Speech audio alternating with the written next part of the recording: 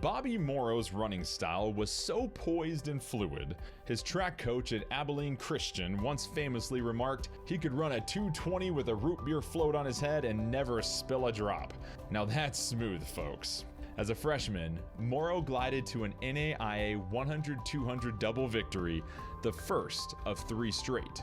A year later, he claimed the sprint double at the NCAA championships, as well as a trio of gold medals at that summer's Olympics, reaching the podium in the 100 and 200 meter dash and on the 4x100 relay team. Morrow set or tied the world record 7 times in sprints during his collegiate days, and tonight, he's a Hall of Famer. From Abilene Christian, Bobby Morrow.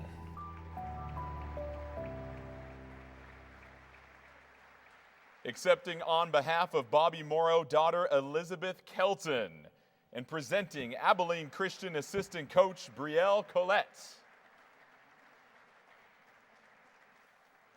What would your father say about tonight if he was here to be with us? Oh, he'd be completely honored to be a part of it. Mm-hmm. Absolutely. But he wasn't a guy that displayed his greatness to many people. No, he was very quiet. Yeah. So how would that manifest itself? Like, would just just very quietly, or would he engage and tell us more, or let us in? Was he a storyteller on this? No, absolutely not. No. Okay. So we'll rely on you then. Give me the first story he ever told you about track and field that you can recall. It wasn't about track and field. It was about football. Okay. In high school. Right, because you're in Texas, and that's what they do. Yeah, he told me that they had what they called skull practice in the afternoons, okay? And he wanted to go hunting, dove hunting, I think, with his cousins. So he skipped practice and went hunting. Mm-hmm. And the next morning, his coach, high school coach, said, "You missed practice. You're off the team." He was like, oh boy, this is bad. This is really bad. And he goes, "I'll tell you what, I'm going to leave it up to your teammates. They're going to vote on if they want you on the team or if they want you off the team." Now, who's going to vote a sprinter that's a receiver off a football team, especially one that can run that fast? Mm-hmm. But he was nervous. He waited all day, and he thought he was a goner. And that afternoon, they voted him on, and he said he never did it again, never missed another practice.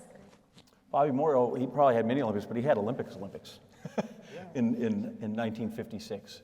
What kind of stories did he spin about going down to Melbourne and winning in the 100 and the 200 and the 4x1?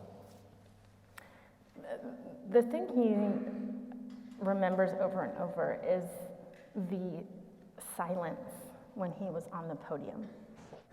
Is that he said he could hear a pin drop. With thousands of people in that stadium, the silence was incredible. And he was so honored to be there with the United States flag and honoring his country. He was a sprinter, but at heart, he's a farmer. What made him a good farmer? He had a green thumb. He just knew how to grow things. They always came out good. I don't know. Okay, he's got packed. Yeah. Do we have time for a story? Okay. So when we were kids, my sister's down in the audience, he would catch jackrabbits. And I don't know if you've ever tried to catch a jackrabbit, but it's fairly difficult. And as a kid, I thought that was just normal. I thought everybody caught jackrabbits. But he would come home and he'd have them in his pocket. This is who you've been talking to. And he would always ask us to pick which pocket. And he would always pull out a little bunny, but. Like, there's fast and there's stopwatch fast, but I think catching jackrabbits fast, it's another level of fast. Bobby Morrow.